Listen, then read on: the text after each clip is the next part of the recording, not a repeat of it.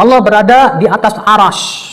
Ini keyakinan Imam Syafi'i, keyakinan Imam Ahmad, keyakinan Imam Abu Hanifah, keyakinan siapa? Imam Malik bin Anas. Dan ini keyakinan yang diriwayatkan dari para sahabat, para tabi'in, dan ini yang ditunjukkan oleh dalil dari Al-Quran dan hadis Nabi SAW. Bapak tahu tidak, Pak? Kapan mulai muncul pendapat yang mengatakan Allah tidak bersemayam di atas arash? Setelah munculnya Jahmiyah, Mu'tazilah, dan Asy'ariyah. Bapak tahu siapa Asy'ariyah? Asy'ariyah itu keyakinan Abul Hasan al-Asy'ari di fase kedua. Dan Abul Hasan al-Asy'ari hidup 100 atau 200 tahun setelah imam yang empat itu. Yang terakhir Imam Ahmad bin Hanbal. Di mana Abul Hasan al-Asy'ari dalam hidupnya melewati 3 fase. Fase yang pertama di atas akidah Mu'tazilah. Karena ayah angkat beliau itu seorang yang bernama Al-Jubba'i, pentolannya Mu'tazilah. Fase yang kedua kemudian beliau masuk dalam akidah Kullabiyah, yang kemudian menjadi akidah beliau, ya, yang kemudian dinisbatkan kepada beliau. Fase yang ketiga beliau rujuk dan kembali kepada madhab salaf. Dan fase yang ketiga ini, Pak, itu tertera dalam kitab beliau, 3 kitab beliau. Apa itu? Yang pertama, kitab Maqalat Islamiyyin. Di situ beliau tegas menetapkan, ya, setelah beliau menyebutkan tentang keyakinan salafus saleh bahwasanya Allah bersemayam di atas arsy dan yang lainnya, beliau mengatakan di akhirnya apa? Dan ini keyakinan Ahmad bin Hanbal, wa bihi aqul, dengan pendapat ini aku berpendapat.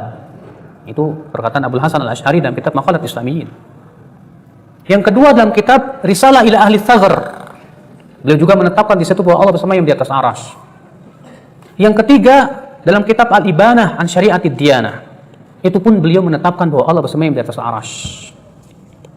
Tapi kemudian, Pak, yang tersebar sampai detik ini akidah beliau fase yang keberapa? Kedua.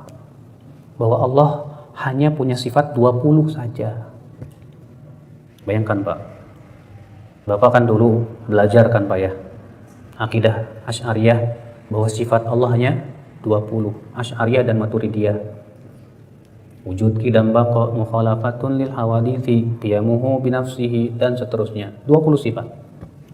Jadi menurut orang Asy'ariyah, Allah itu hanya wajib punya sifat 20. Selain 20 itu mustahil dan nggak boleh. Bayangkan, Pak. Sekarang saya mau tanya Bapak. Bapak kalau ibadah mencari ridho siapa? Taib, sifat ridho itu ada nggak dalam 20 sifat? Nggak ada, Pak.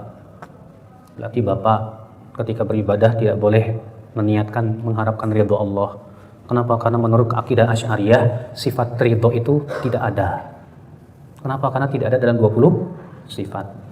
Bapak takut tidak dari murka Allah? Orang-orang awam yang tidak paham, saya takut dari murka Allah. Kita katakan maaf, akidah Asy'ariyah tidak menetapkan sifat murka bagi Allah. Jadi nggak perlu takut dari murka Allah. Karena Allah tidak punya sifat murka, nggak ada dalam 20 sifat. Bayangkan, Pak. Jadi berapa banyak sifat harus ditolak hanya karena patokannya 20 sifat. Allah berfirman, ya, dalam Al-Quran, wa makaru wa makarallah. Mereka bermakar dan Allah pun bermakar. Sifat makar tidak dalam 20 sifat. Baik, Bapak, kalau Bapak ditanya, sifat nama Allah ada berapa? Ada 99. Oh, sifat Allah berapa? 20. Wah, 99 kurangi 20 berapa, Pak? 79. Berarti ada 79 nama tidak mengandung sifat. Nama Allah Al-Qawi, yang maha kuat. Ada nggak sifat kuat dalam 20 sifat? Nggak ada. Berarti Allah tuh namanya Qawi doang, nggak kuat. Tapi kan musibah, Pak. Ada tidak di dalam, ya, apa nama Allah namanya apa? Al-Muhaimin. Sifat haimanah itu ada nggak dalam 20 sifat? Tidak ada. Makanya subhanallah ya akhi, azakumullah, aneh kalau ternyata hamba yang menentukan bagi Allah, ya Allah, engkau hanya berhak punya 20 sifat, ya, nggak boleh yang lain. Waduh, ini kan namanya kurang ajar sama Allah, Pak. Kok ngebatasi buat Allah? Allah tidak terbatas nama dan sifatnya, karena kesempurnaan Allah luar biasa. Ikhwata Islam, azakumullah wa iyyakum. Ya. Nah, ini akhi, sudah saya sebutkan kemarin. Kenapa sih orang-orang mereka tidak mengakui Allah bersemayam di atas arsy? Karena menurut akal mereka katanya, kalau Allah bersemayam di atas arsy, berarti Allah butuh tempat. Sedangkan yang namanya butuh tempat berarti makhluk. Sementara kita mengatakan Allah bersemayam di atas arasy tanpa mengatakan adanya tempat, dan Allah tidak butuh itu. Kenapa? Karena Allah tidak serupa dengan makhluknya. Bapak, kalau kita tanya orang Asy'ari, "Hai Asy'ari, kamu yakin Allah punya sifat murka?" Enggak. Kenapa? Karena sifat murka itu adalah bergolaknya darah di dalam hati. Dan itu sifat makhluk. Saya tidak mau terima. Oh, taib. Hai Asy'ari, bukankah kamu juga punya keyakinan Allah punya sifat iradah dalam 20 sifat itu? Dalam 20 sifat itu ada sifat iradah nggak, Pak? Ada. Sedangkan iradah kan sifat makhluk. Iradah itu artinya apa? Keinginan. Lah, iradah kan sifat makhluk. Apa kata mereka? Ya, iradah Allah sesuai dengan keagungan Allah, tidak serupa dengan makhluknya. Ya sudah, kalau begitu kami pun menetapkan Allah murka sesuai dengan keagungannya, tidak serupa dengan makhluknya. Allah bersemayam di atas arasy sesuai dengan keagungannya, tidak serupa dengan makhluknya. Apa bedanya? Orang Asy'ari menetapkan tidak, Pak, sifat hayat, kehidupan bagi Allah.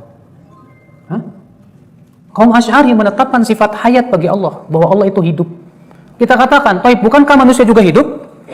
Bukankah makhluk hidup juga hidup?" Apa kata mereka? Oh, nggak bisa sama. Kehidupan Allah sempurna, tidak serupa dengan kehidupan makhluk. Baik, kalau begitu, murkanya Allah pun juga tidak sama dengan murkanya makhluk. Apa bedanya dalam masalah ini ya akhal Islam azakumullah ya? Ya, kalau kalian selalu mengatakan dan berkelit bahwa ya kudrohnya Allah sesuai dengan kesempurnaan Allah tidak sama dengan kudroh manusia, maka dalam masalah sifat itu semuanya sama ya akhal Islam azakumullah ya. Ya, katakanlah demikian. Allah punya tangan Allah sempurna, tidak serupa dengan tangan makhluknya. Allah bersemayam di atas arasy, sempurna bagi Allah, tanpa mengatakan Allah bersemayamnya sama dengan makhluknya. Sama kalau begitu ya akhal Islam azakumullah wa yakum.